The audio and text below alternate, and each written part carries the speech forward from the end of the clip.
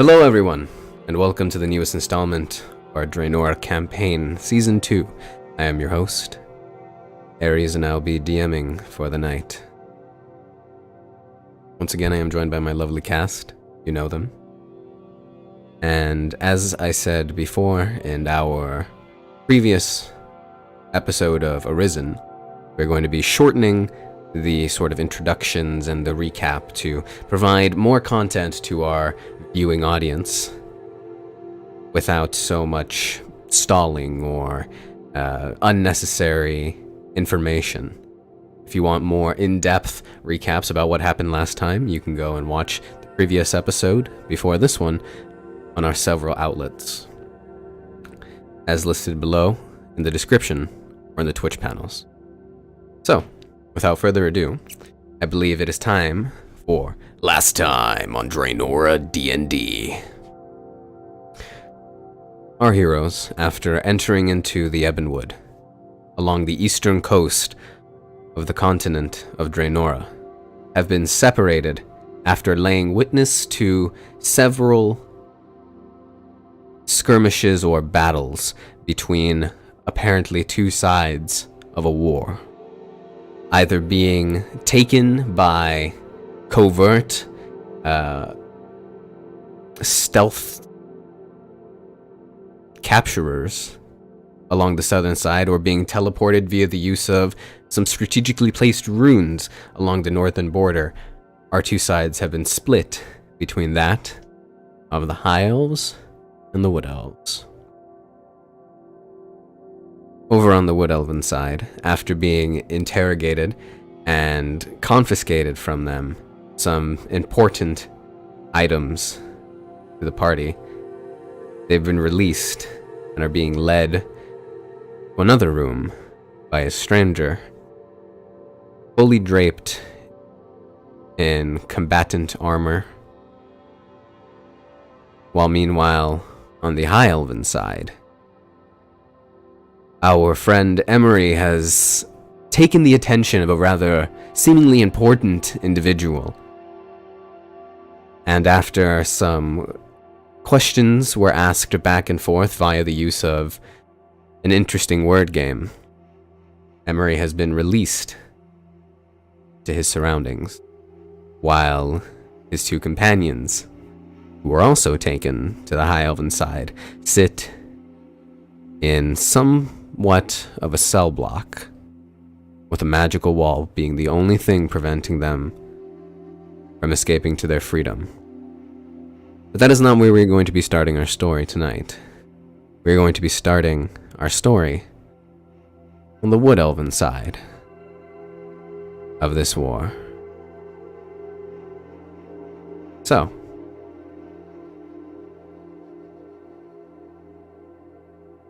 the both of you are standing in a hallway made of wood with several doors to your right and to your left.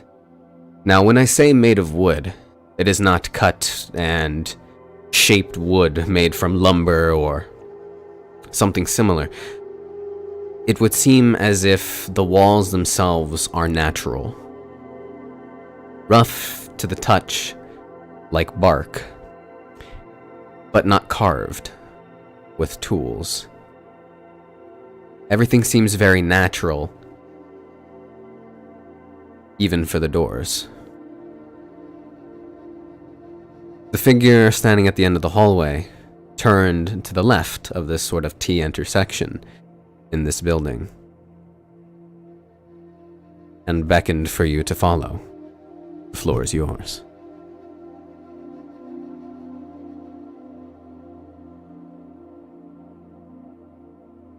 Gentlemen. I'll turn to Starark and motion for him to follow as well. Mm-hmm. All right. So the both of you continue down the hallway. And when you come to the sort of split, you see that the hallways are not horizontal, we'll say. Instead, they sort of slope down into the ground with a sort of curved angle. And they contain 2 sets of stairs, one on either side.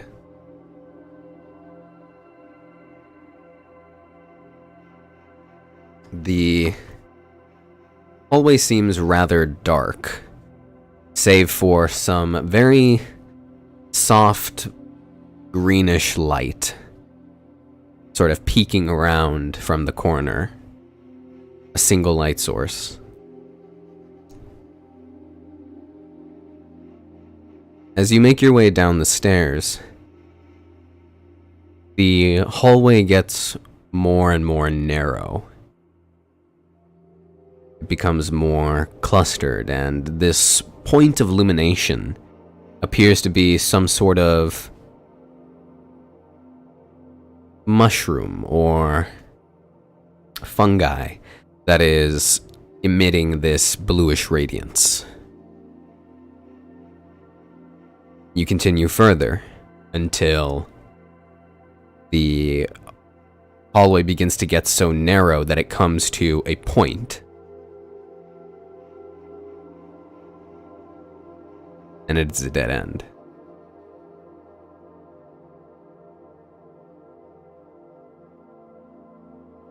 What do you do?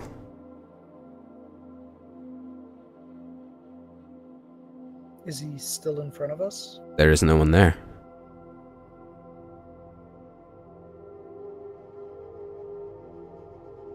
Cornelius, wasn't he just in front of us? What happened to him? I'm gonna go up to the dead end and try and push my hand on it. So the dead end sort of begins to get so small that you cannot physically continue. It would seem as if the hallway itself is continuously shrinking down to a center point. It is not a sort of flat wall dead end. Almost as if it was a cone and it was emitting from that point. I'll try pushing upwards on the cone, basically. The ceiling, I'll say. So as you push upwards against it, you get that same feeling, that same texture of the bark, the wood, that the walls around you have. It's hard and physical, and it does not give, it does not move, as if it was a solid piece of wood. It's very sturdy.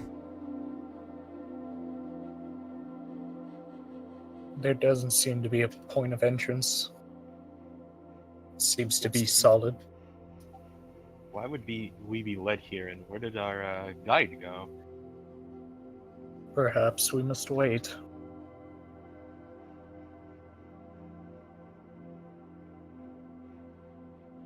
Do the two of you wait? Sure. Mm-hmm. So you wait for about 10 or so minutes, sort of just waiting at this seemingly dead end, when the sort of pinch point of the dead end begins to grow,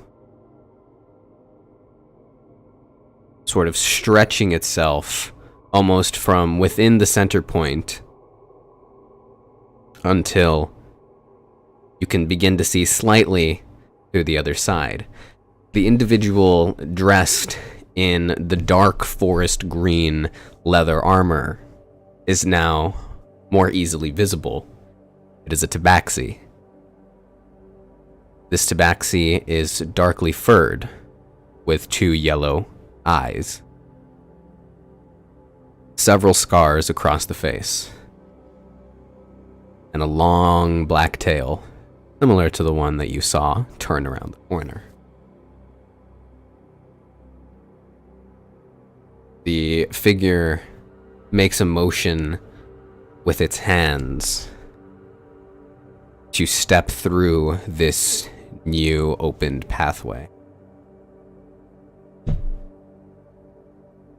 I'll go ahead and move first, kind of quickly.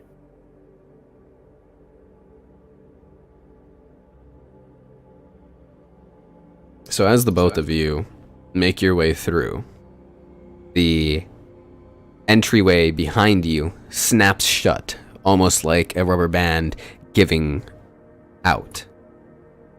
The tension sounds like wood cracking and breaking, but as you turn around to look back at the entrance, it seems to be a similar sort of pinch point to the one that you were just on when you were on the other side. This hallway is narrow, but as you continue forward following this figure, the wooden walls around you become more and more circular. You can see that there are no corners. Instead, everything is smoothed out, almost like a tunnel. The various bioluminescent fungi emitting the same bluish-green light. Until eventually, there is this sort of doorway, this archway, and you see a large, long hall, several 100 feet tall, with huge, hanging almost chandelier-like colonies of mushroom that emit off a sort of pale light that illuminates this whole room. Stretching several 100 feet forward as well, you see various amounts of people in clusters or by themselves. A long shooting range with dummies and targets riddled with arrows. The figure leads you along the right side, and you hear the clashing of metal against metal. Wood elves sparring against each other. Other soldiers taking their shot and training their marksmanship. And over towards a sort of smaller section, several figures draped in what appears to be almost robes, with several pieces of vegetation either decorating the robes themselves or depicted upon them.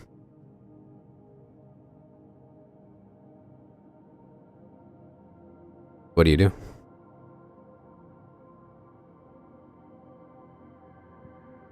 Well, Cornelius, seems like this place is leading us somewhere. Might as well follow.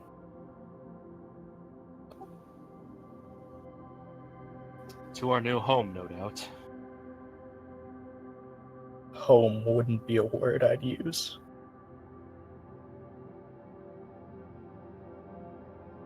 You need to follow the tabaxi.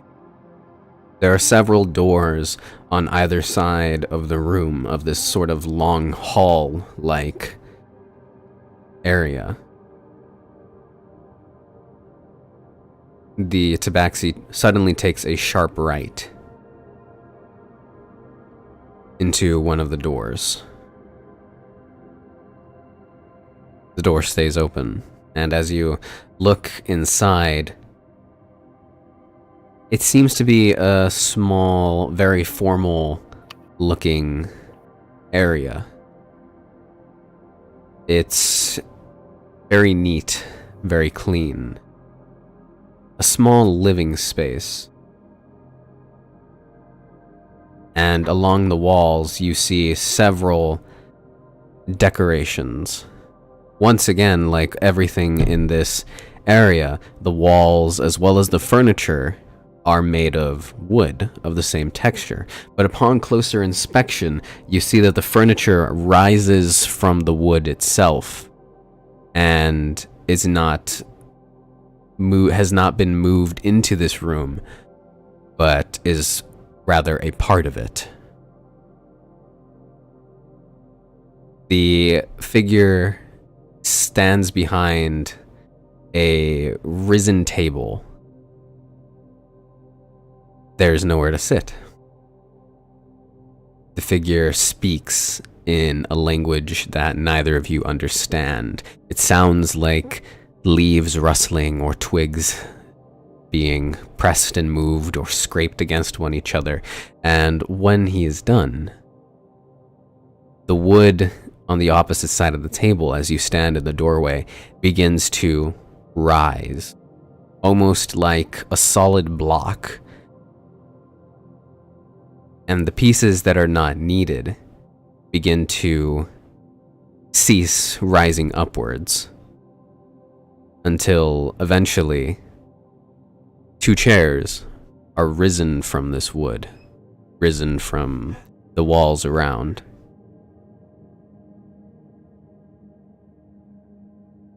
Your move.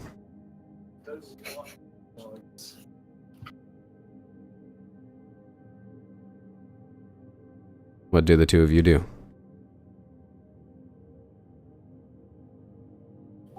Well, it would be rude to not take the offer of hospitality we were given. I will advance towards a seat.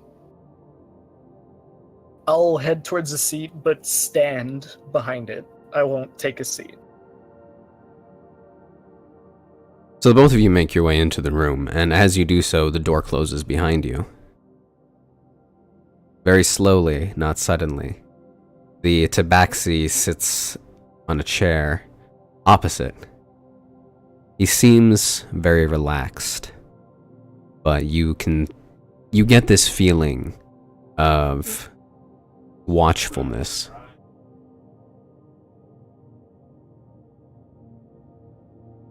As both of you take your places, the figure sticks an arm out to the right and begins to say more words in this language, and the wall to his right begins to morph and change into that of a series of shelves from which he removes several belongings, an inkwell, several stacks of papers, and a small tool that seems to be a box. He places them on the table in front of you. The inkwell is this sort of dark forest green, similar to that of his breastplate. He extends everything in your direction, except for the small tool. Please, read over the papers in front of you.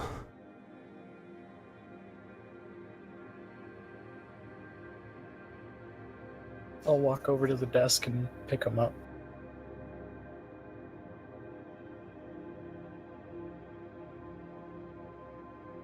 As you pick up one of the stacks of papers, it is about 12 or 13 pages. Everything is handwritten. And as you sort of flip through it, it just seems to be a series of rules or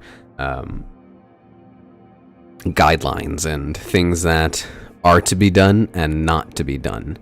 And some of them are those of which that you would expect of a very regular, any place that is organized or civil, such as very, very simple laws. Do not steal from one another, and so on. Do not bring harm to one another. Though there are some very interesting ones that stand apart from those that are very normal, and those are to not harm the wood that is around you, and to not disturb any creatures. And it gives a few examples. One of the examples would be that if a griffin sits in the way of a hallway, you are to not disturb it, and it will leave of its own accord. Another one of the examples is to not try and carve into the wood, and instead, if an alteration is needed to be made, to contact one of the druids. Very interesting rules. And as you sort of get to the last page, there are several sort of spots for agreements or signatures of some sort.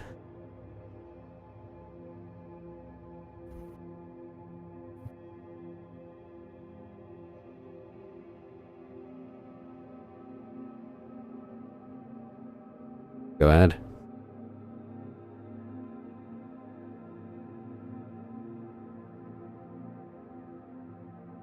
Floor is yours.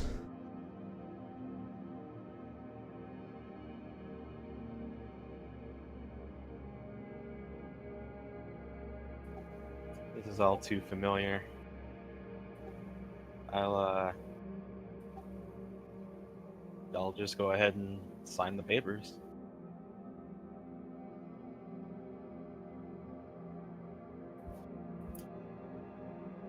Is this all of it? Nothing more? These are some of the formalities that we must still adhere to.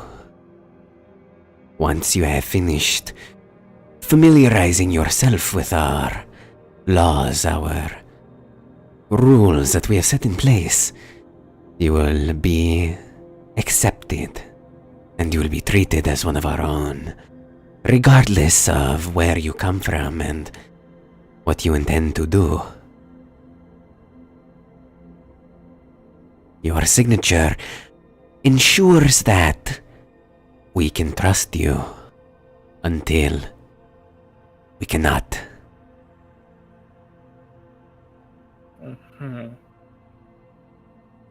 All right. I'll go ahead and sign my name. After the both of you sign, the Tabaxi takes the 2 stacks of papers and then extends the small tool forwards. Like I said, it's a small box, almost the size of a ring box, and he presses a sort of indention along the top, and as he does so, a small sprouting seed begins to grow from the indention, breaking through both sides, creating a split in this box. And as it begins to rise, it begins to rapidly grow, and you can see the stages of growth from seed to that of a small tree. This tree does not have any leaves, and the branches extend outwards almost as if to hold a sphere, until eventually rising between these sort of 5 tendrils is a small bead, a small little greenish glow that bears a small symbol upon it. And as it continues to grow and morph, it begins to take the shape of almost that of the mold of a hand.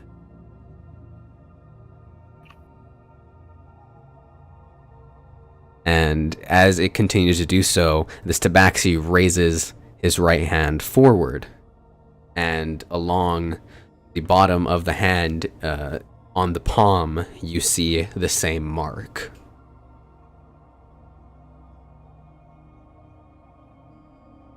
This is fine and all, but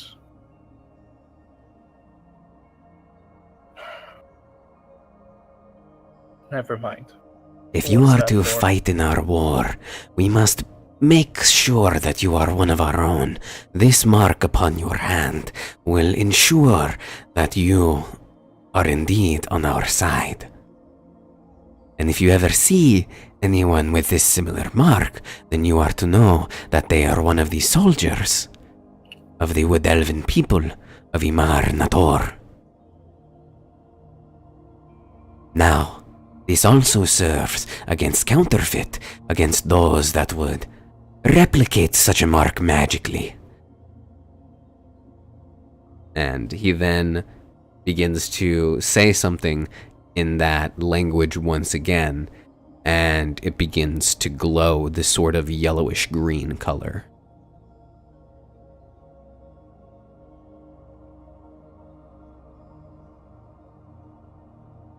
Now please, Place your hand upon the mark, and we will be done. Just like this. And I'll proceed to do so.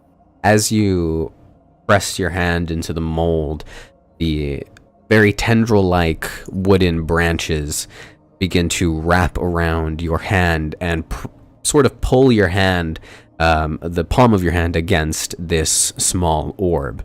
And for a moment, you feel two small pricks. And you feel this sort of rush of liquid. And it stings for a moment, but then it releases. And you have the mark of Imar Nator upon your hand. A small seed with several sprouts coming out of it, and a smaller seed in the center of that seed that is gray.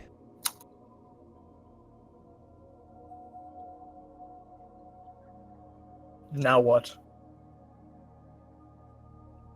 Now, as you look back up after watching the sort of mechanism do its work, you gaze back towards this tabaxi, and as you look up and forward, you are no longer within this room.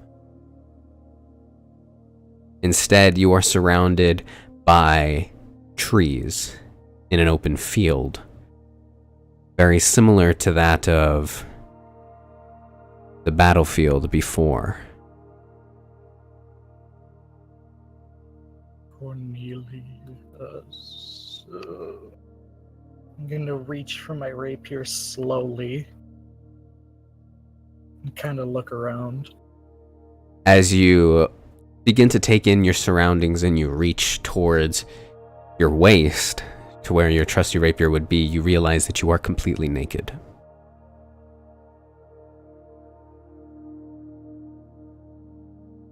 Cornelius, do you do the same? From your perspective, he simply stands there after removing his hand from the mechanism.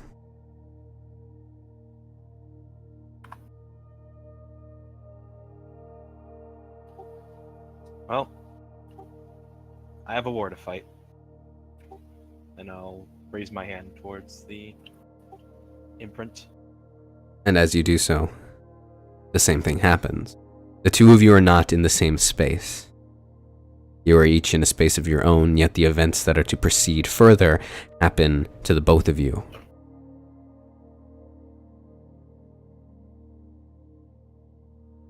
As you take in your surroundings, you realize that you are completely encircled by a ring of trees, and you are in that center point.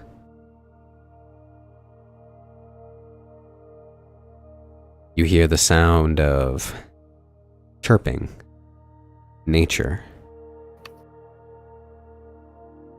And then you hear a voice.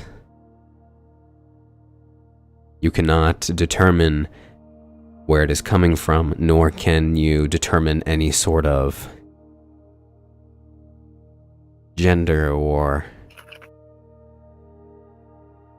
something that would signify what this was coming from, be it creature, be it man. But it is very tranquil.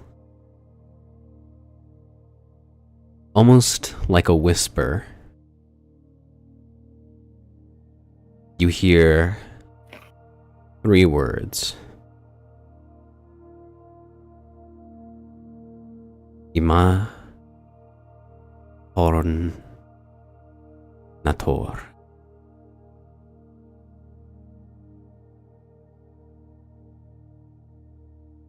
And then everything begins to be pulled at the edge of your vision to a single point.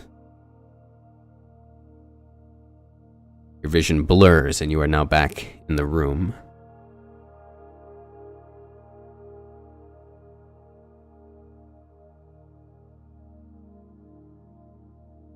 Did you happen to see that too? Or was that just me? It is but a simple ritual that teaches you those words that will allow you to find those that would counterfeit the mark. Imar hon nator. Saying the same words as he was before in the language that you could not understand, you hear now what he was saying as the mark on his hand begins to light up.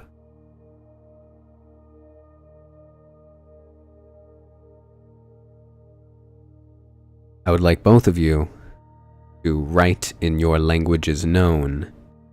I would like you to add Druidic.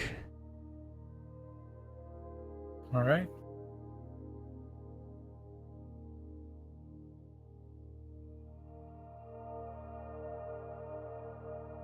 Now then, the both of you. You are free to wander the roots of our tree. Imar Nator. Please follow the rules that have been outlined in the papers in front of you, and do not cause trouble. You will be notified when the next direct conflict between our enemies and our allies will take place. Until then, please use the facilities around you to train and hone your skills. Your squadron assignment will be delivered to you within the next few hours.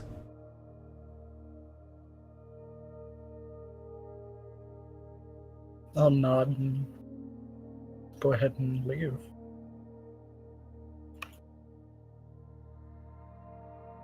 I will bow and follow.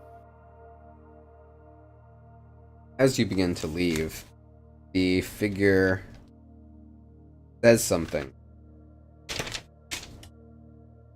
in that same language. Give me a...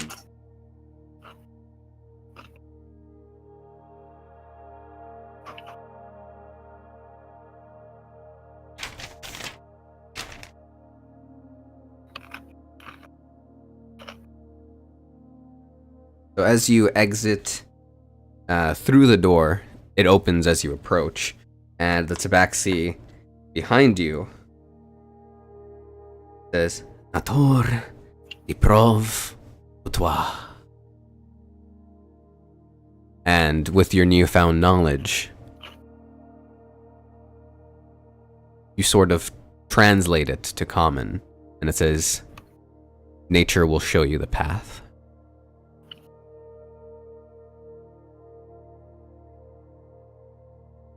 So, both of you exit the space.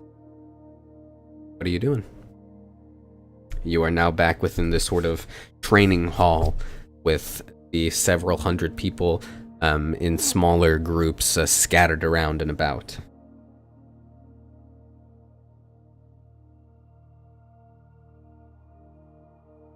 I'm sorry that you had to see me like that. I was not in my right mind. But you live as long as me, and you lose so many people. To have to lose one more it's frustrating.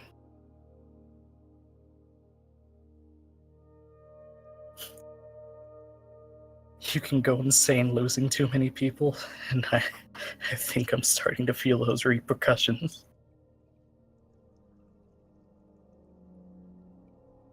I've calmed down now. Perhaps we should prepare ourselves for the upcoming battle. And hopefully we can make the best of this situation.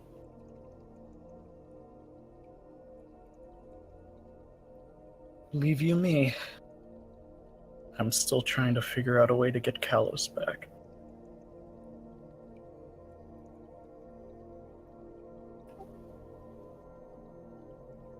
I don't want to give up on him either. Oh, what's the two of you doing? You have this large open space in front of you. Lots of people.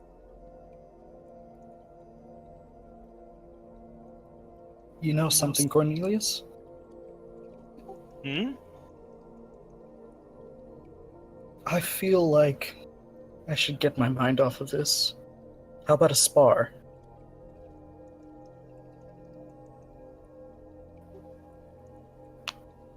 That's doesn't seem like a bad idea, Starark. Are there any like training weapons, like up against any of the walls or anything? Make a perception check. First check of the night. 30 minutes in. I'll go ahead and look around too. So That's a 20. Not a natural 20. Yeah, it's soft 20. So as you look around, there are several racks of weapons of all kinds that you see within war. Several pikes, bows with their quivers leaning nearby, several short swords, long swords. But as you gaze more closely, you can see that each of the hilts of each of these weapons are made from the same type of material as the walls around you. And that the racks are not carved of wood, but instead sort of indentations into the walls. And as this area is sort of lit up by the sort of bluish bioluminescence coming from above, it is a very pale lighting around. So,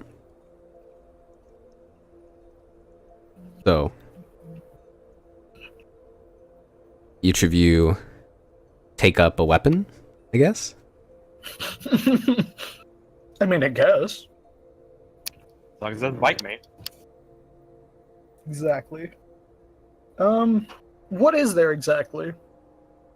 Every type of weapon imaginable except for brutish weapons, such as great swords, war axes. Everything is saber-like. And it's actually quite difficult to find a rapier. Mm-hmm.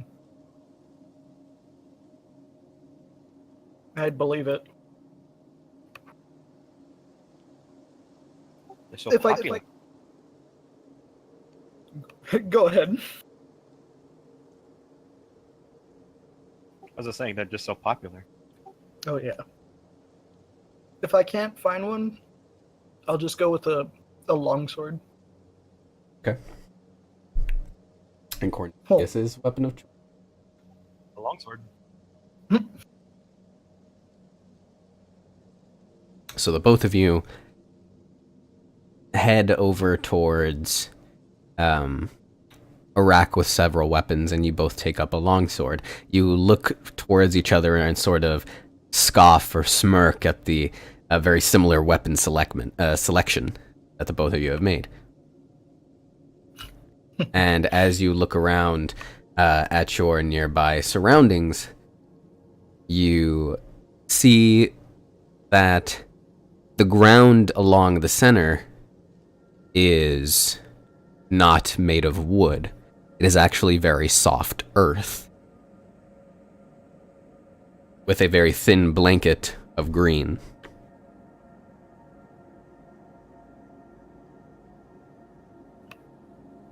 Now, as you're sort of gazing around for an open space to have this sparring match, you see that there are these several rectangles that are mostly made by repeated use, while the blanket of green above on top of the earth is very natural and mostly undisturbed. You see these sort of lines that people do not cross in these sorts of spaces, almost out of habit. So you find a space between two groups that are also going at one another. To your right, there are people bearing these almost curved shields and a short sword, and having their own match. and then another 2 also dueling it out with a pair of longswords. You have about 20 feet on either side. Are these long swords like completely wooden as training swords, or are they? Only the Do they have a hilt point? is wooden, but they are blunted metal. Okay. And these people on either side are elves? Make an investigation check.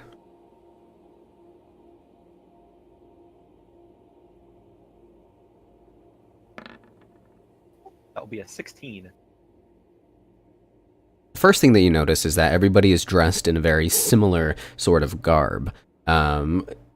This dark forest green leather with different colored linings that sort of almost outline the connections between the different pieces of armor. You see that a majority of the people that are sparring have a very dark brownish, almost walnut color to their outline, but those that are almost off to the side have silver outlines among their garb. The people in your immediate vicinity are to your right. They are wood elves, but to the left you see a tabaxi and another wood elf sparring with a longsword. While he's looking at these people, I'm gonna charge him and say, "Come on, Cornelius! Eyes on the battlefield!" All right, you get a surprise round, and I'd like you both to roll initiative.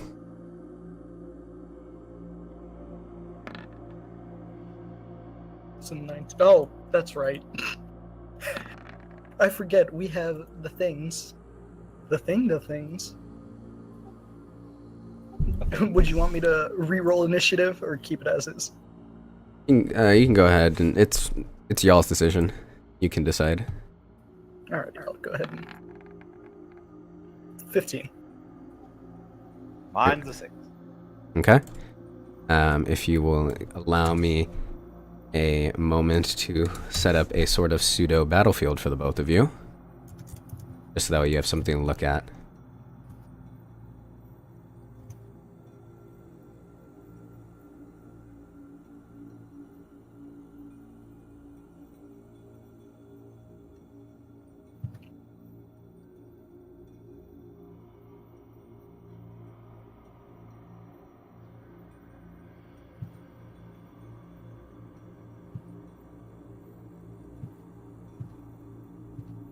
Very small space. 15 by 15 feet.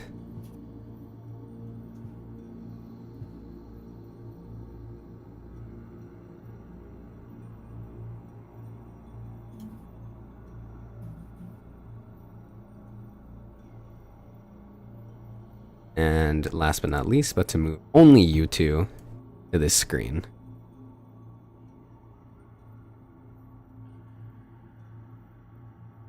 There we go.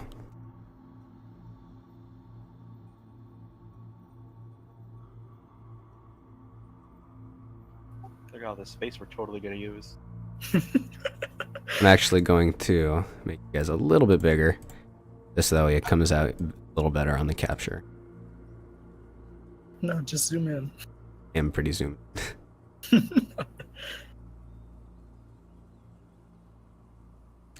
Oops. Okay. So, you have a surprise round? Go ahead. Let's see. I did take a little moment to look at longsword and what it does. So, I believe it's strength, right? It is strength. Thank you.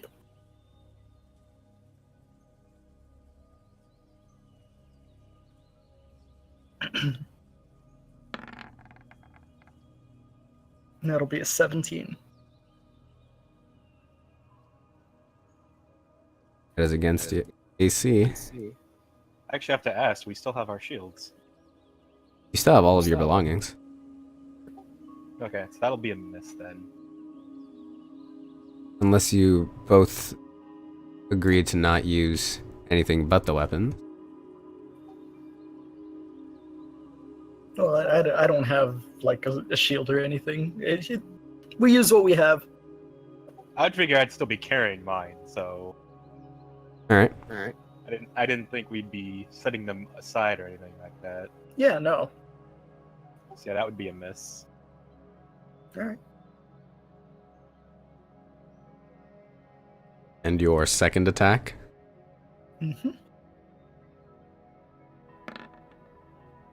Oof. 6. So Cornelius, even though you catch him off guard, immediately and reactively brings his shield up and deflects both of the blows with relative ease. The sort of blunted metal scraping against the metal of the shield. You have caught him off guard, and you have more agility than he, so go ahead and take your non-surprise round turn now, as we get into the normal initiative order. Jeez. Alright. 9. Again? 23. So after strike after strike after strike being deflected, you pick up on a small little blind spot in Cornelius's defense, and you exploit it immediately and go for a slight sort of jab against his side with your blunted sword, finding its mark. Go ahead and throw damage. Throw damage. D8. Yes, throw a d8. And I will say how much damage this blunted sword does.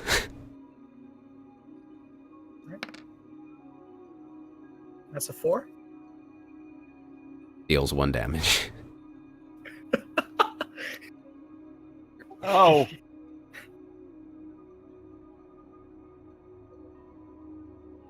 So, just for my own curiosity, what is this 2? Like, what signifies the end of this match? I was gonna say... I don't know, like, getting knocked over?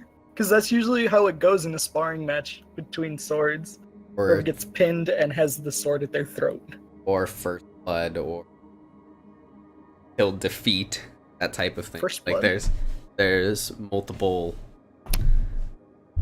ways Never about heard going that. about a duel. I'd I would have said assume... till yield, but Yeah, till yield. Okay.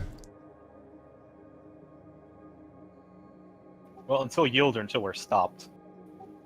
Mm-hmm. Elias's turn. These blunted swords aren't gonna hurt too much, especially with all the armor that you've got on.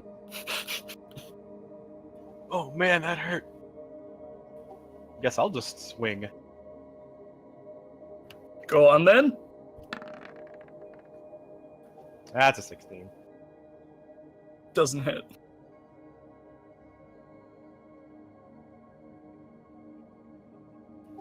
And I'll actually spend a use of my War Priest ability to use another attack as a bonus action. Oh no, we were using abilities. The 2 tanks are fighting. That's even worse. Eternity.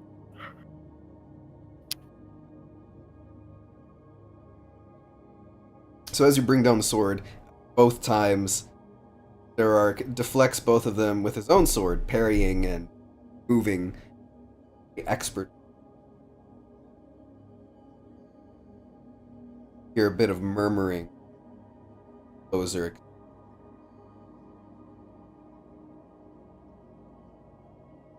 Alright. It's nice. Let me show you how real men fight. Oh, well, that's not how real men fight. That's an 8. down the sword once again. It is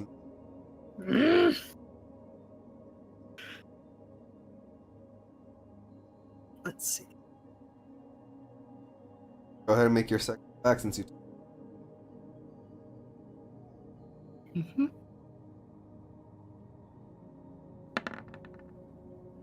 16. That will miss. This is just really good with his shield. This could be a while. It could be quite a bit.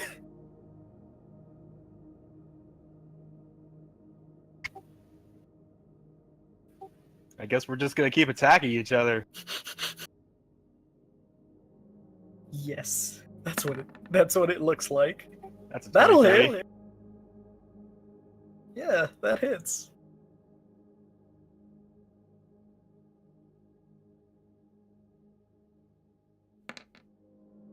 One damage. I've made a horrible mistake.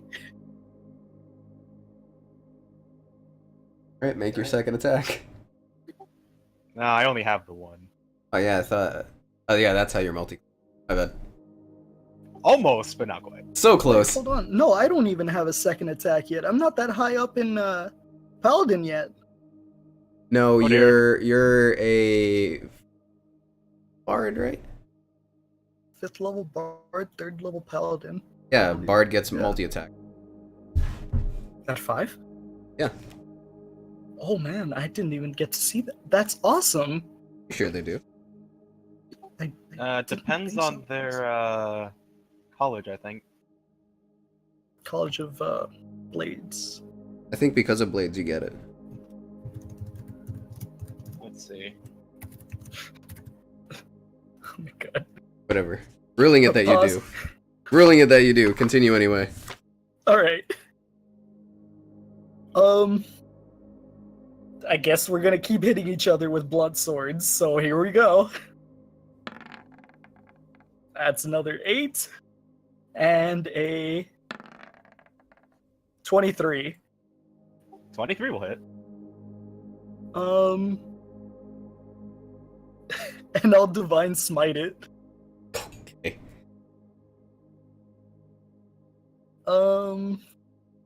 That's...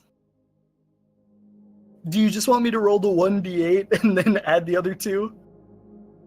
Yeah. Because you gotta subtract the damage for the first one. Okay, there's that, and then the other 2 is together a 7. Okay, for a total of 12 damage.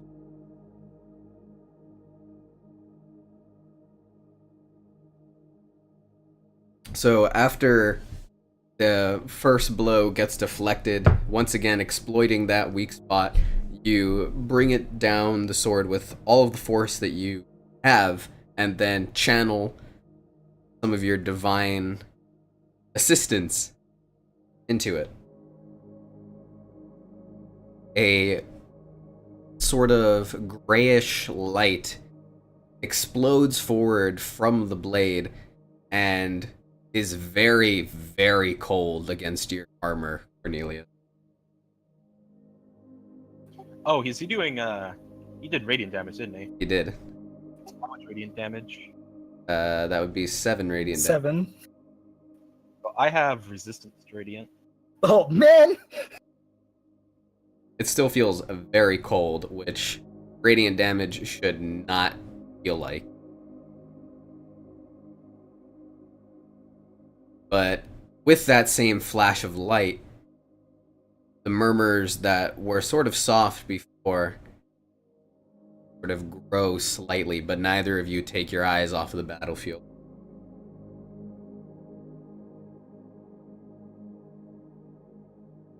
Come on then, Cornelius. Yeah, what's up? Is that how we're gonna play? I'll use a bonus action to cast a first level spell, Divine Favor. Okay. And then So I just gotta look something up what action is. Do you know what offhand what kind of action is for Channel Divinity?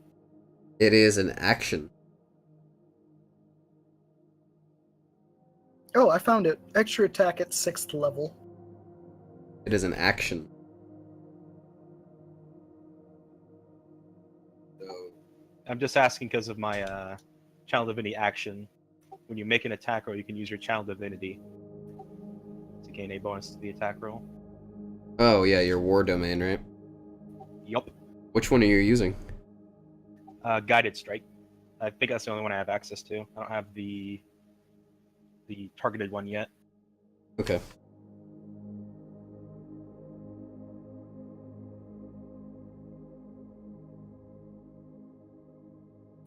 And I can use that after I see the roll before if it's a hit or not. So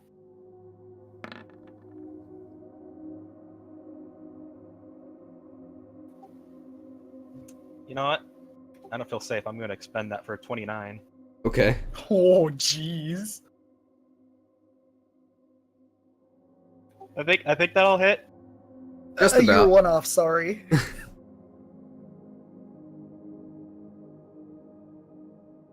ahead and throw damage. DiMaggio. That's a 1, but 4 radiant damage. So a total of 5, because the minimum damage you can deal is 1. Even from the subtract 3, it goes down to a... Man. Another burst of light. This one not lightish gray, but a sort of pale golden color.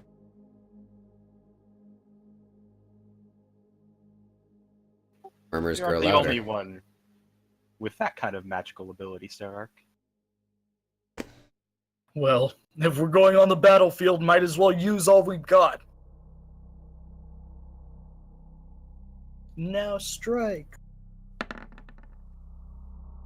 Non-natural 20. That hits. Oh, wait, no, just one. Because the second one comes at I 6. ruled it.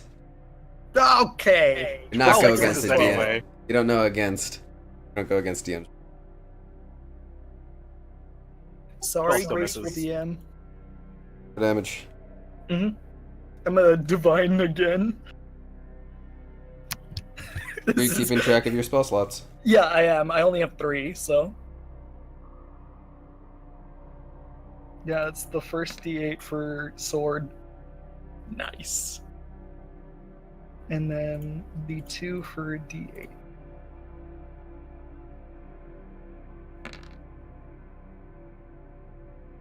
Another 7. Flash. Flash of light. Another strike. Another parry.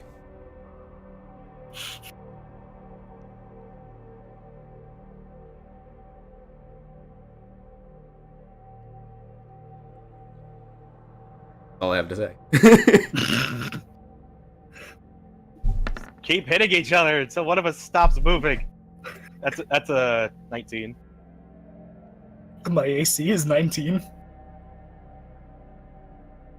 Doesn't hit. Okay.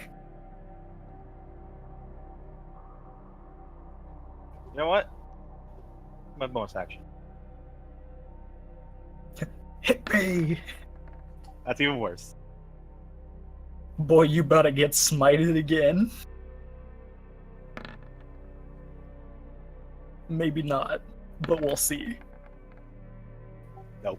Sounds Okay. of metal clashing against metal, whether it is sword to shield or sword to sword, seems to have attracted somewhat of a crowd around the battlefield.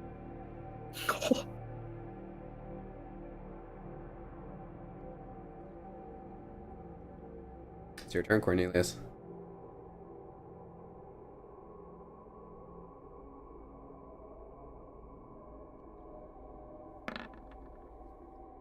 That's a natural 1. Being distracted by the crowd, you fumble with your sword.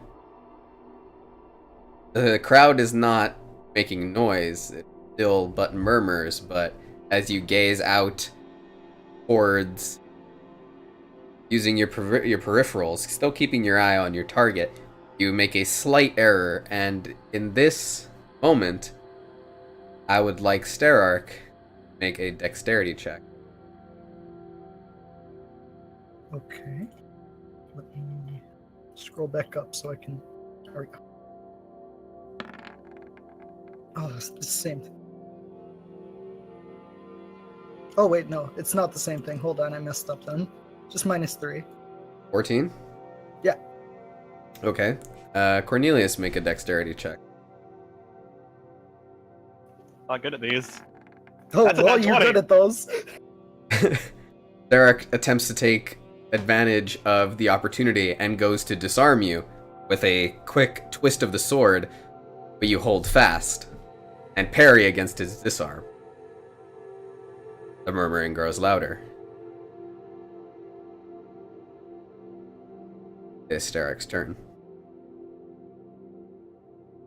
All right, twice more. Wrong. 20, non-natural. Okay. That hits. And 16. Oh, wow. The 60 will miss, the 20 will hit. Okay.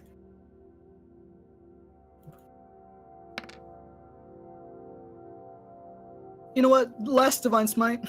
Okay. Might as well. 37s! Jackpot! Ding, ding, ding, ding, ding, ding.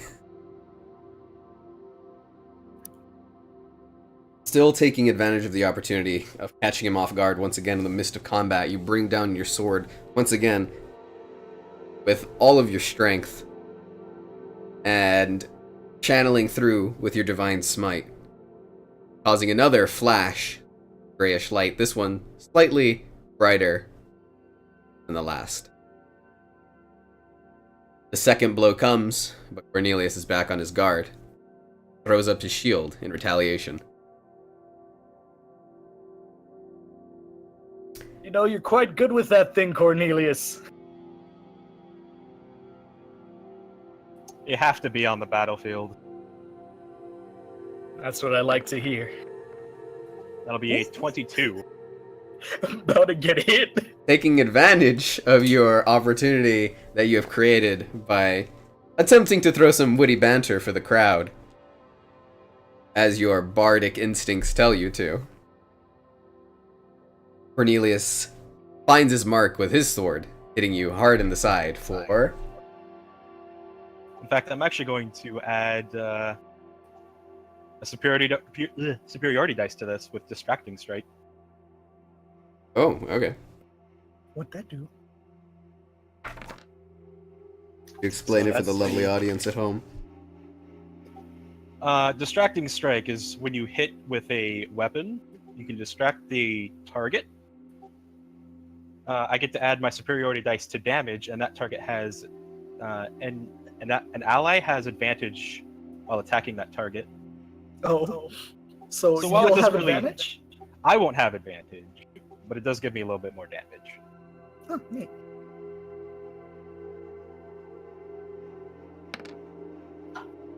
So we'll take 3 from that, and you'll take some more radiant. Mm-hmm. Okay. 3 radiant. It burn. And you're distracted. Even though it doesn't mean anything in this context. I don't know, I'm pretty focused.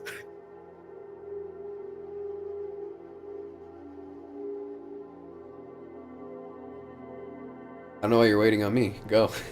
Oh, yeah, sorry. I was just checking something. So I'm gonna go ahead and, same old, same old. Okay, that won't hit. That one hit. This is a lot of just Double this? playing. 20. That will! Alright. 6 on the D8 and 3 radiant. Oh, 6 total, because you subtract 3 from the longsword. Alright. I'm tired of getting hit. I'm gonna blade flourish and use a defensive flourish. Okay. Let's see, I think it's a D8 now, right? Let's see. Bardic Inspiration D8 at 5th level. Yeah, perfect then. Awesome. And I'm gonna strike him. Not gonna strike him. 7. Nope.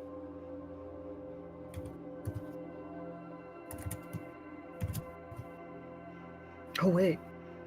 I can hit twice. I keep forgetting. Or wait.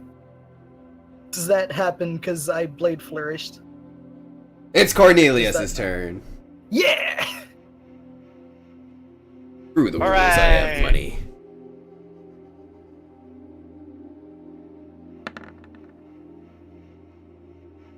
Doesn't hit. Oh wait, yes it 19 does. plus 23. 4 is 23. Look, Oh snap! simple arithmetic was never my good. Neither was English. I thought you were tired of getting hit. I was tired of getting hit. You know what? That's a 7 on the dice.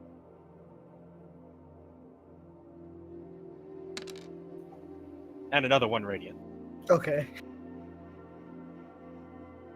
This is going nowhere fast, but we're gonna keep going.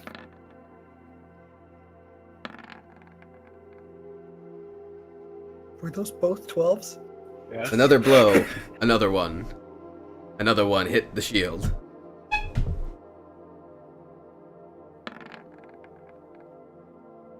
That's another nat 1. Make another disarming battle.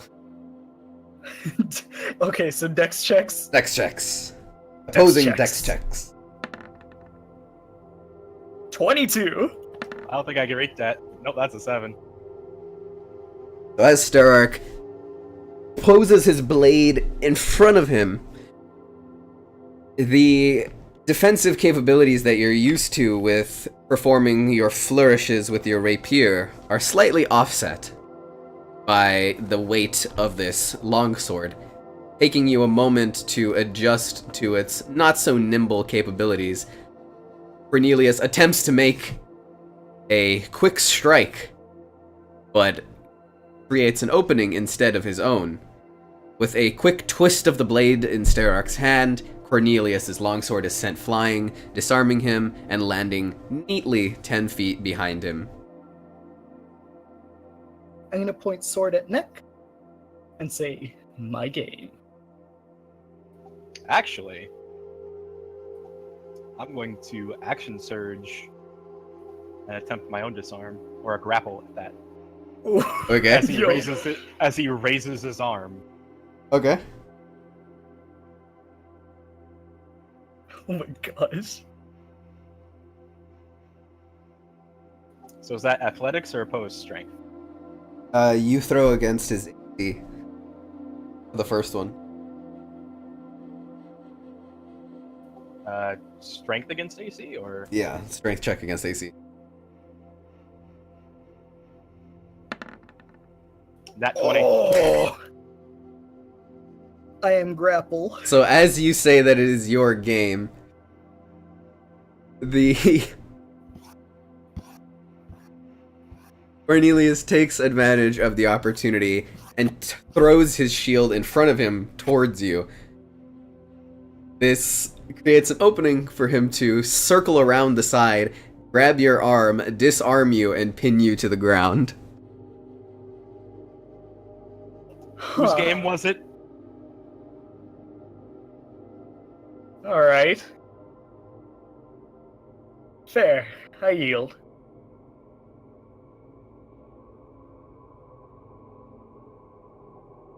After he says that, I'll get off. And extend my hand toward him. I'll accept it.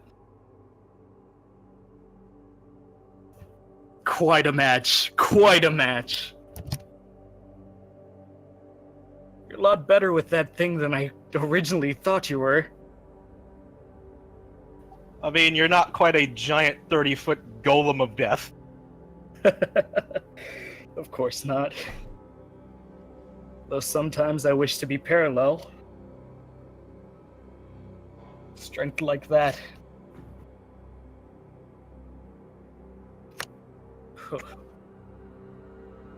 So how does the crowd react to this? The crowd is dispersed.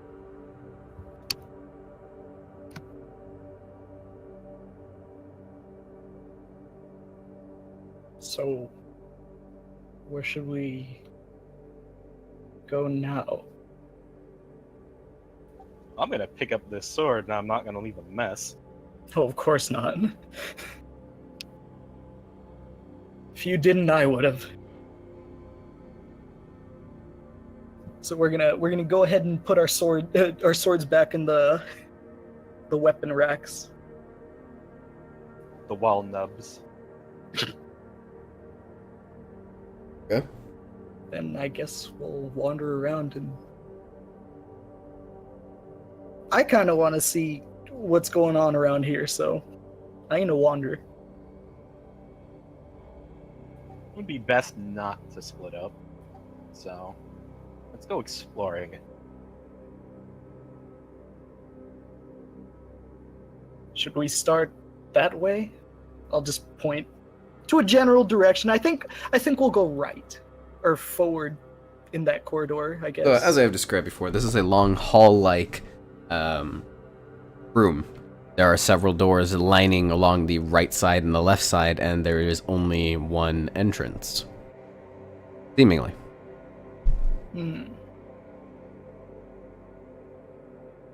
Which is the entrance that you had entered from. Yeah, there's really not that much to explore. So I guess we're just waiting for our assignment orders. for our squad. Mm-hmm.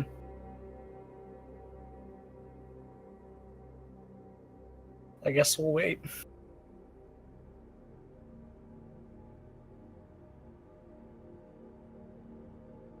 Wait for what? Our orders? Oh, okay. Those things you had us wait for. So, you wait around, sort of just taking in your surroundings. You watch the archers at their mark, firing off the arrows with providing equipment around. Several other soldiers fighting and sparring amongst one another. You begin to pick up on a couple of crowds that are sticking together. Most of the shield bearers train with shield bearers, the footmen with footmen, the archers taking competition against one another with their marksmanship.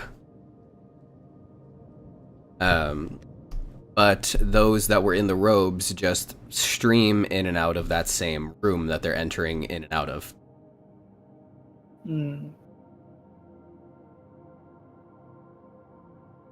Every once in a while, you'll see a piece of equipment be destroyed. Maybe one of the curved wooden shields gets smashed to splinters, and it is placed over near the racks where you would get one from, and it will be taken by one of the robes, and so every so often, appearing out from the wall in the indention, a new one will be molded from the wall and sort of almost birthed forward,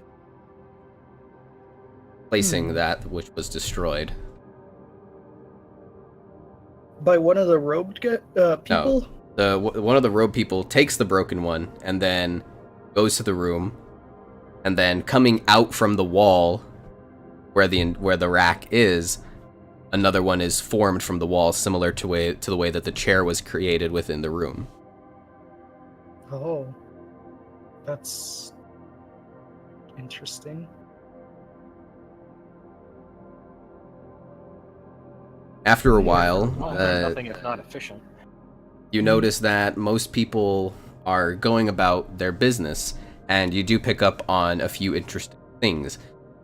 Obviously, a majority of those that are here are Wood Elven, but you do see several Tabaxi within their ranks as well. It reminds you of Luvash, wherever he is.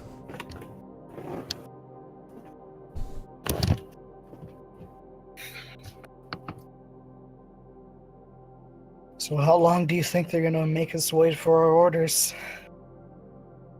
Well, they said it would be a couple hours. Maybe we should ask around for maybe something else we could do to keep ourselves, I guess, a bit occupied.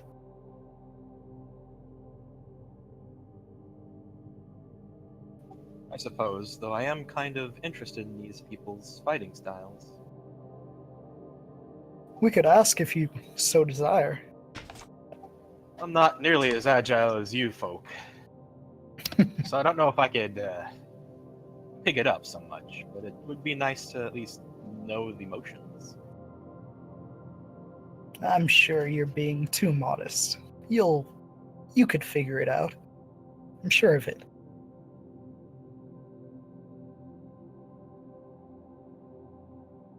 Good. You know, Cornelius, let me go see of one thing. And that Actually, no, come with me. Like you said, we should. shouldn't separate. I'm gonna head to one of the robed figures that picks up the broken stuff, Okay. and I'm gonna go ahead and approach, and I'm just gonna say hello. Just to start it off and see where that gets me. You find one of the figures and catch it as coming in to get one of the pieces of equipment. And as you sort of approach, there isn't a response. You don't stop and turn. A majority of these robed figures are hooded, and you can't quite see their faces. So it just ignores me and goes? It was walking towards you. You tried to get its attention. It grabbed the thing, basically ignoring you, and began to walk. Well, Nothing if not Yes. efficient. I suppose so. Well, that goes. There that goes.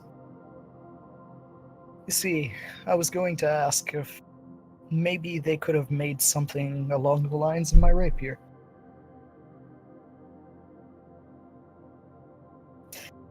Well, let's go see about those fighting styles that you wanted to observe.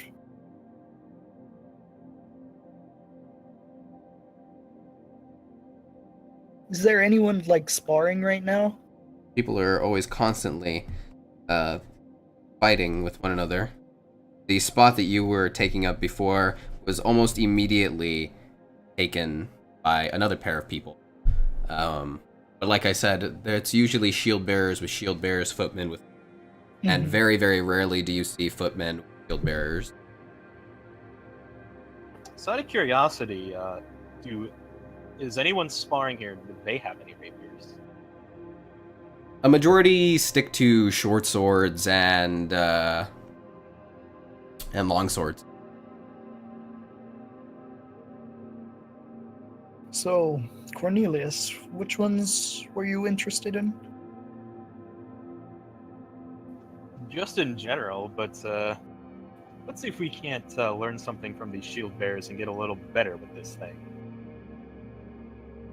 I doubt there's much more you could learn.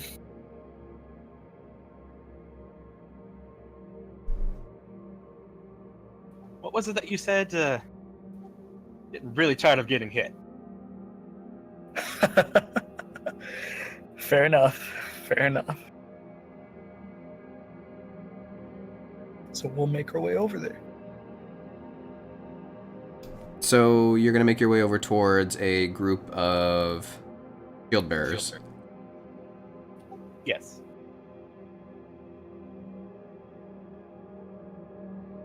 Okay.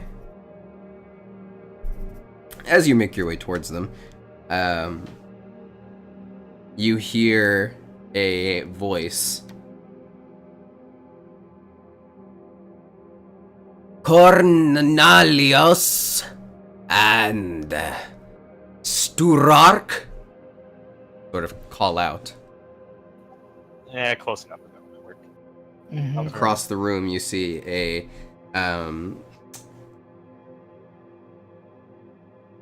an almost like orange tabby cat style tabaxi.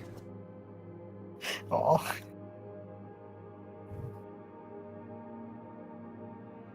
Well, we were called. Let's go ahead. We'll walk towards them. bet this guy will help distract us. Mm-hmm. This figure is carrying several pieces of parchment, various boxes hanging off of a belt, and several scrolls of various sizes sort of littered around him. And he seems to have taken up a sort of spot on the floor with all of his things surrounding him. Very, very easily able to be looked over as this Tabaxi has sort of made his home between two weapon racks. Oh, okay.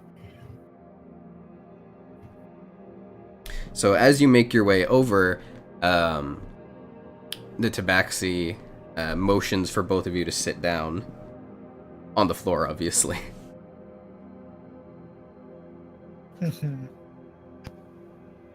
I'll sit down. Well, I guess in this case, kind of kneel. Yeah, I'll sit down too.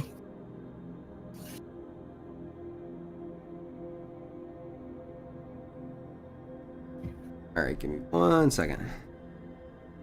Take your time.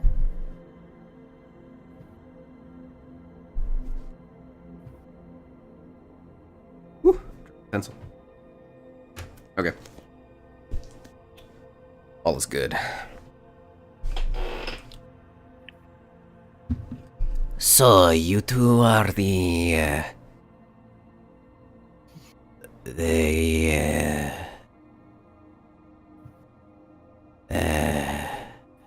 New arrivals. those. Yes, my common is not too great. He then begins to speak in Druidic. Do the both of you understand what I am saying? Yes. That will make this so much easier.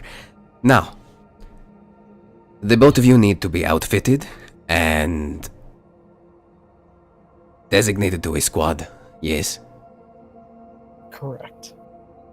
Right then. And he begins to move through many different papers. The both of you will be assigned to a squadron of 5. The both of you and then 3 others. But for best squadron compatibility, what would you describe the both of you as combat-wise? What is your strengths, your weaknesses, your preferences in mode of battle and or choice of combat style, I suppose you could say? I am much more of a melee-oriented fighter. Not very agile or good with ranged combat. I try to make myself more durable, and I try to look out for others around me in my immediate area.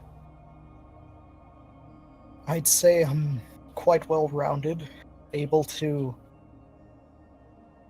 assist in strikes, as well as protect our allies, and heal if necessary. The both of you will need to be outfitted immediately. Now, due to the nature of your situation, the fact that both of you are technically captives of war, you both have your own belongings. And he begins to use one of his fingers to point at your dress, at your belongings. You will need to be outfitted with the appropriate wear of our people. As you can see, And he sort of makes a sweeping gesture out towards the way that everybody is very uniformly dressed.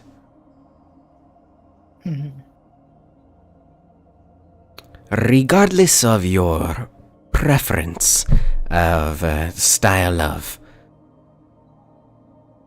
you could say,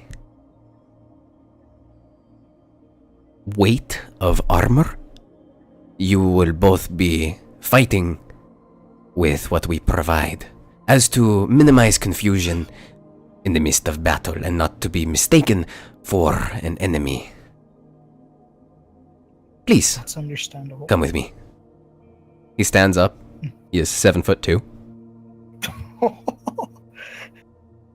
and puts his right hand out towards the wall behind him, and similar to the pinch point that opened before, this point in the center of this wall expands outward into an armory behind him. Please, step in. I will step in. Both of you strip down immediately. And place your belongings in either sides. And he moves both of his hands towards the walls on either side, and the wall begins to morph and change into sort of this open box-like container. And place your belongings within. Yeah, I'll go ahead and do so. Not much of a choice in the matter. Let's get this done. So, you both remove all of your armor, all of your clothing and belongings, and as you begin to reach towards your bell, Sterark, do you part with that? I'm gonna hold on to it and just kind of keep that on me. Like, on. Sterark.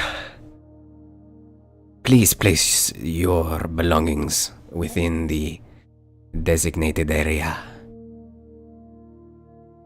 This is something of great importance to me. I would not put this down for even a second. This... Tokens of sentimental value are permitted, though you will need to write upon this form. And he pulls one of the rolls of paper from his waist and moves it towards you. And claim that is one of your sentimental belongings. Alright. Now please, arm yourselves with the leathers that we have out. And if you have any questions, please do ask. So, as you gaze upon your surroundings, it's like a very big walk-in closet with several armor stands with different sizes of the leather armors. You see that everything inside of this room is all bound with the same brownish coloring and forest green as a lot of those that were sparring were wearing. You also see several weapon types around that are not blunted, but of similar make and design to those that are when used for sparring.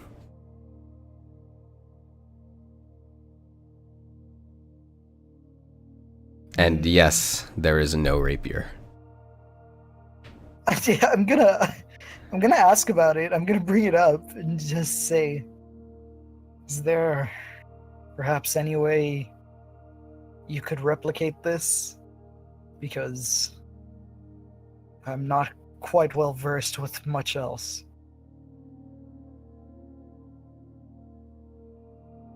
So you're holding out your rapier, right? Yeah, basically.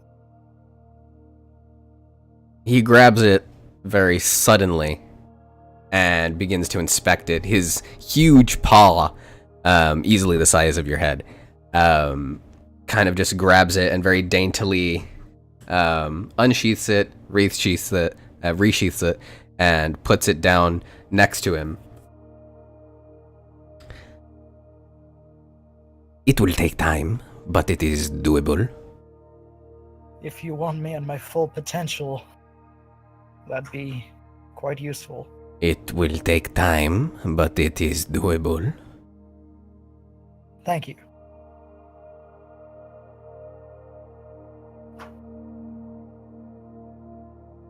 Alright, we're just changing into the green stuff now, right? Yep. Yep. So you guys are Damn, going yeah. to need to change your AC to that of leather armor. Oh dear. And your weapons will be changed as well. So after you get everything outfitted, you are obviously ready to go. And as this figure, this tabaxi, notices what you're taking and what you're grabbing, you see him kind of leaning over back towards the ground, rummaging through pages, and then extends a slip of parchment forward. You are assigned to Squadron 24754231. Your squadron members are written down upon this parchment. And there are also several instructions about where you will be staying, and other sort of... It's like a little pamphlet. Mhm. Now please, go about your business. Alrighty. I guess we're heading out. Mm-hmm.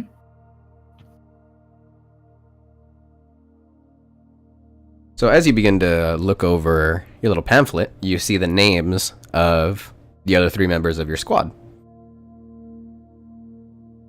The first 2 are elvish in nature, but the third one is different. But you can't tell how. So, following the instructions, you have a couple of places that you can go, and you sort of learn about how this area operates. You see some words in a language that at first you don't quite recognize, but then you get that same familiar feeling, like a voice whispering in your ear what it says. And it's this small string of words that causes your hand to glow with the mark on it and makes the doorways open and close. Okay. And as you begin to follow the instructions towards getting out of this area, you realize that the connecting tunnels and hallways are very maze-like. And as you begin to look over this parchment, you also realize that this parchment is constantly changing the information that is on it. The words are being rewritten and changed and moved as you're looking for different things, until eventually a sort of almost map-like a sort of image appears upon it. And at last you realize that the reason why all of these pathways get so narrow, or in other places are very large, everything resembles almost that of roots of a tree as you're looking at this image. So you continue finding your way through until eventually you come to a small open living space of your assigned squad. There are several doors in this long hallway to your left and right, and you find the one that belongs to the both of you. And as you enter in, you see your 3 allies. I will only be saying their first names because their last names are pretty hard to pronounce. I will be sending you their full names. That would be Thamor, the shield bearer, Mirali, the foot soldier, and Shadris, the archer. You see the 3 of them sort of just relaxing, lazing around. Thamor is polishing his shield, Mirali reading a book, and Shadris making arrows. Oh, making arrows? Yes, making I arrows. heard making a rose. No, making arrows. Okay.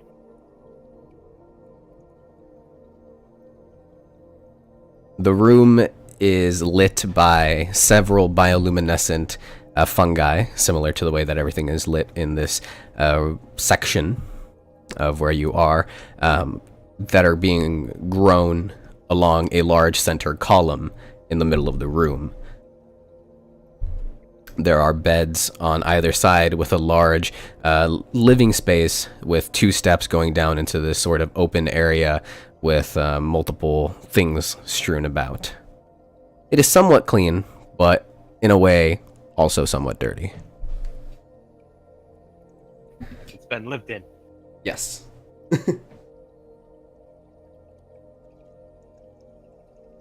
Huh. Well, let's see. I think I'll just go to bed. Honestly, it's been a long day. It's actually quite hard to tell what time of day it is. You haven't really seen the sun at all since you've been here.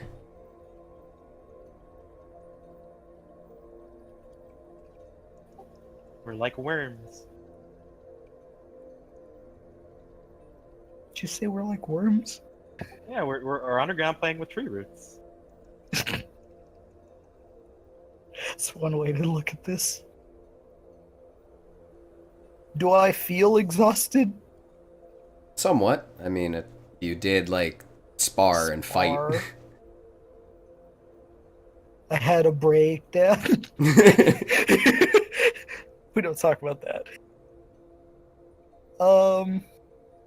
Yeah, I think Starrick's gonna take a little nap. How many beds are there? Are there 5 for each of us?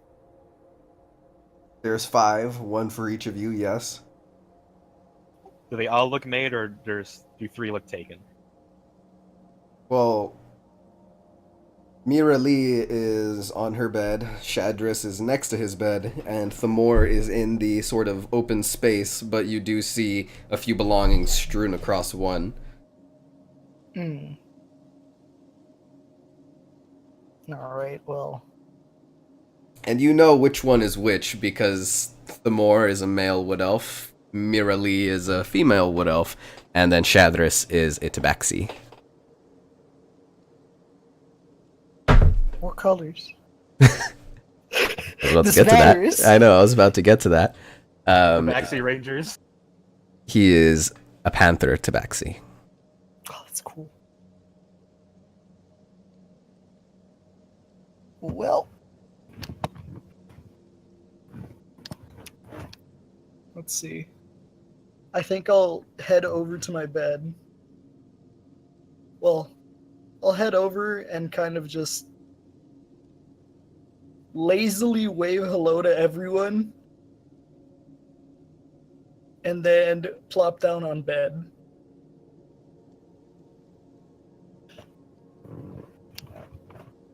Okay, what do you do, Cornelius?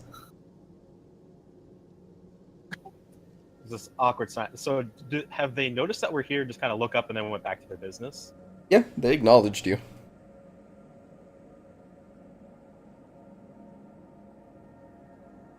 I'm not good at people. So I'll actually also head towards. There's kind of just a. Is there like a sitting area in the middle? Is that where Shadris is? Shadris is on the opposite side of the room in the open space.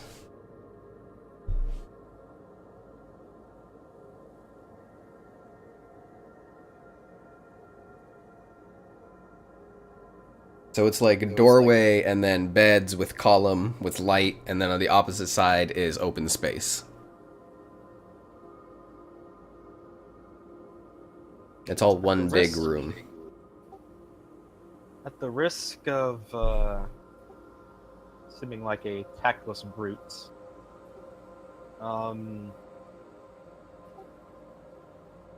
what is kind of the situation with these squadrons? Are we filling people? Are we filling? Like, is this newly formed? Are we? You have no idea how things are run around here. That's kind of what I'm asking. Then why don't you ask one of the people in front of you? I was trying to. Designate one so I know which voice I'm doing.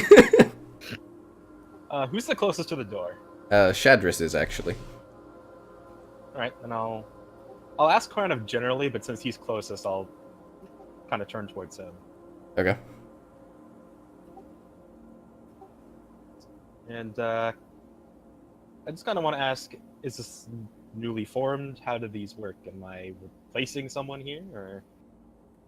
Thamor speaks up across the room. We used to have 2 other members, but we lost them in the last direct conflict. So I guess you 2 are the new ones then. That would be us. Thamor has one long scar across his right cheek and pale green eyes. Semi-long hair that hangs back just slightly above the shoulders. Pretty muscularly built, and you can tell that it probably comes from his experience in battle waving around that large, heavy shield. Jet black hair that, when looking for a glance, seems wavy, but is actually straight.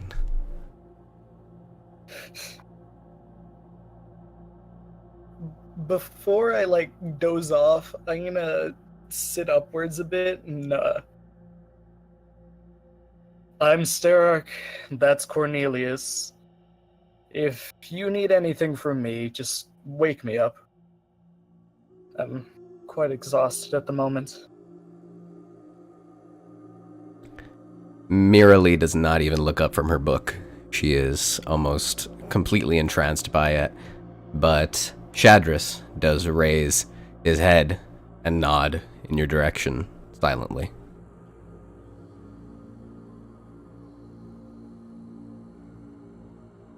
Then I'm gonna lay down. Cornelius, was it? That would be it. Do you have that thing that Garthon gave you? Garthon? The big, tabaxi, the really big one. What thing are you talking about? A piece of parchment, perhaps? Ah, you mean this? I'll just kind of hold it forward. Yes, that. If you could bring that over here. Alright. Takes it from you. Alright. Okay, you can keep your weapons and or other things around here, sort of showing you this almost pile of things. If you need to get from your belongings, you just do this. Puts his hand up against the wall, says his name, Thamor Zalosient, and the box comes forward out of the wall, just like that. Puts it back, pushing it almost into the wall, and the wall seems to almost absorb it back into it. And it would seem that your friend, or rather our new friend, Sterak, has already chosen his bed, so that means that one, pointing at the empty one, is yours. Alright, thank you. By the way, all of this conversation is happening in Druidic. Nice. Common, as you can tell, is not very spoken around here. It's not very common. It's not very common.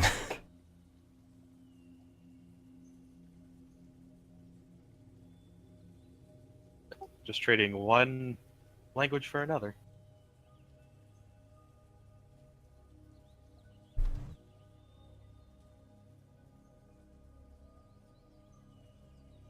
Anything else, you two? Sterak is slept. Okay. So, aside from the unpleasantness of why we're here, I'm just kind of curious, how long have you three been a unit? People come, people go, people die, we get more. It's, terrible. Mira Lee and I have been in this same squad for 4 years. 5. 5 years. Mira Lee pipes up. 5 years. Shadris joined a while back. Think about 5 months ago.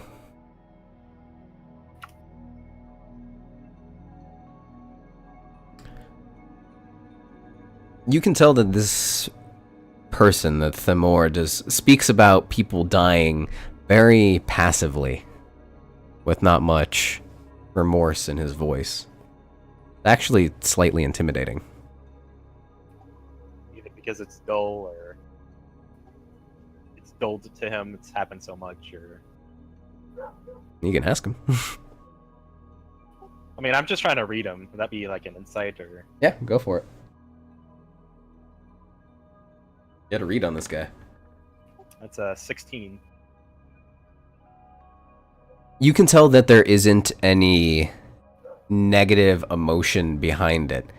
And you can also tell that it's not simply desensitization either. It's something else. You don't know what that could be. Maybe something about the culture, or something about war. You can't tell.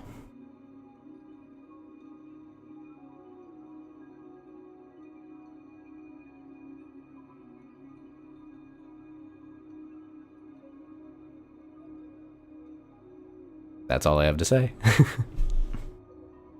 I'm not sure what to say. So, Starark is asleep. You're the only other person. What do you do? I'm gonna get up because I forgot something. Okay. Is everything Did okay? I ever did I ever sign that? This is to DM. Did I ever sign the sentimental value bell thing? Yeah, we kind of just skimmed over it. Okay, good. I'm gonna wake up and check for my bell. You were still wearing it. You never took it Okay. off, and you signed the thing. Yeah, no.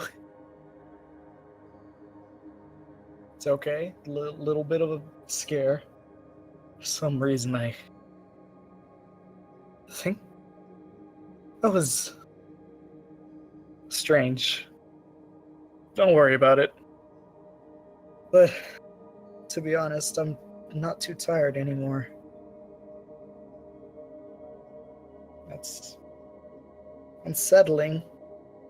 But go on with your conversation.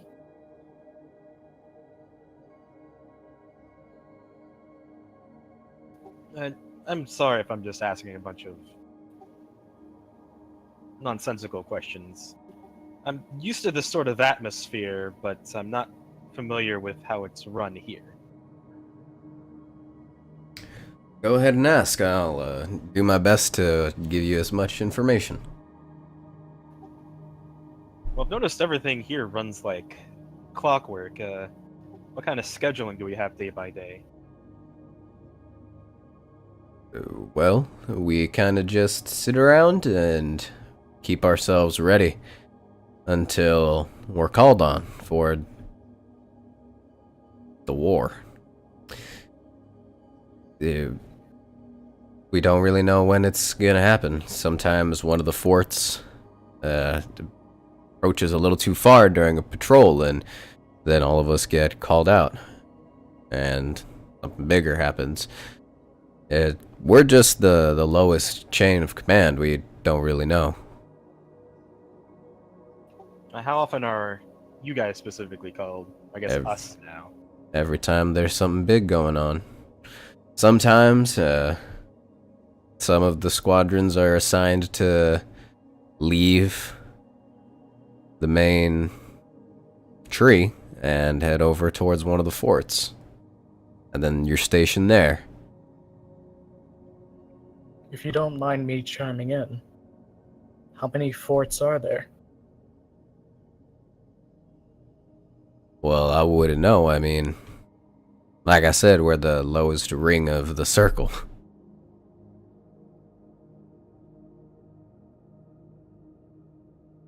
If they gave us that kind of information and then we got captured by the enemy, then that wouldn't be too good. You got to keep the limbs in the dark so they can do their job better, so to speak.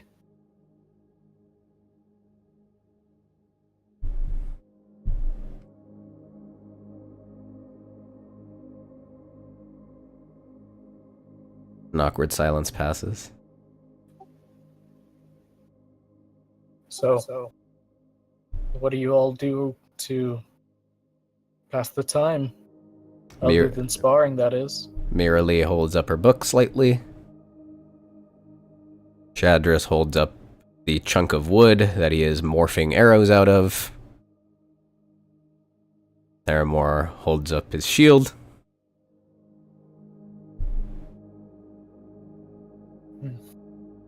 Not much else to do then, huh? It's war.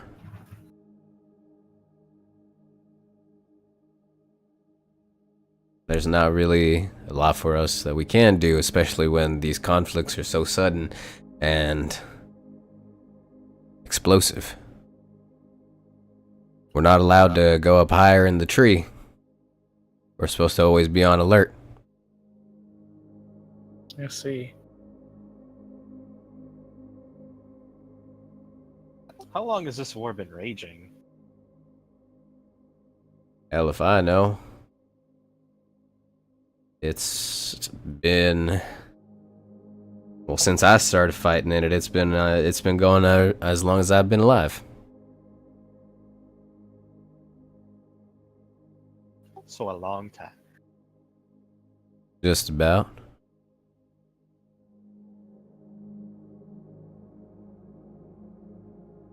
Another awkward silence passes.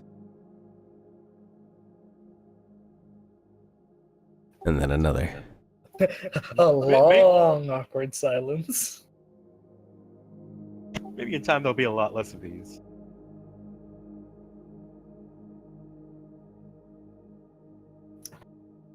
Well, so, you're polishing your shield. Shadris is chipping away at some arrows, and Not chipping. he's molding. well, It's really weird. yeah. Out of curiosity, what is that you're reading there, merely? Holds up the book. The cover is written in Druidic, and as you translate it over, it seems to be a torturing guide about how to extract information from the enemy. Interesting. Out of curiosity, is that a personal belonging, or is there anywhere that I can find books? She puts her hand against the wall while reading the book, and as she does so, it begins to indent in towards the wall until a series of shelves begins to come out of the wood with several books on them. And she gestures towards them.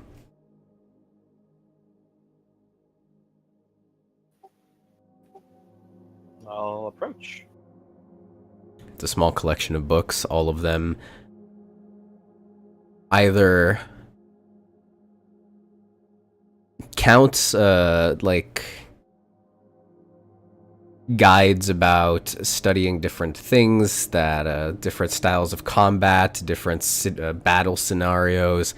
There doesn't seem to be a single novel or anything of that nature within this collection. It's fine. It's all practical.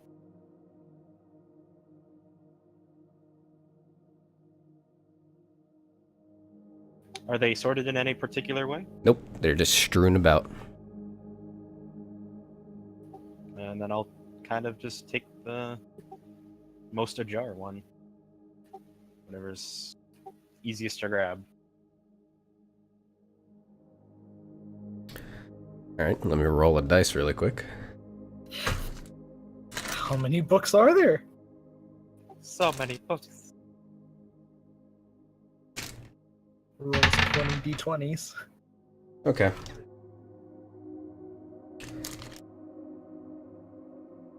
It's a typical combat sort of almost techniques all written down. It's a very thin book about the different strikes and maneuvers that one can do. Some of which you are very familiar with, but many of which you are not. New combat techniques. I'm curious. I will keep reading. And you take the book, and you begin to read it. And that is where we are going to be stopping this side of the story. Now then, after our break, we will be going to the other side, to the north, with Emery,